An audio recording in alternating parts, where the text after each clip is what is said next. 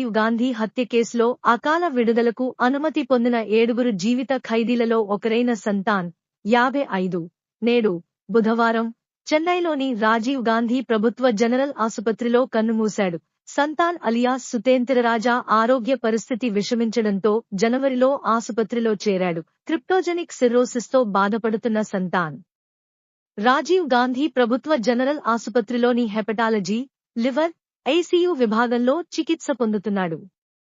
అతనికి సోకిన కాలేయ వ్యాధి కారణంగా ఊపిరి ఆడకపోవడం, పొత్తికడుపులో ద్రవం ఏర్పడటం, అవయవాలు వాపు మొదలైన అనారోగ్య సమస్యలతో బాధపడుతున్నాడు.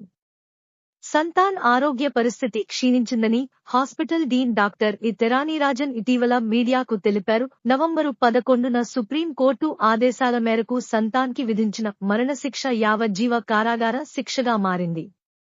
సంతాన్తో పాటు మరో 5 దోషులైన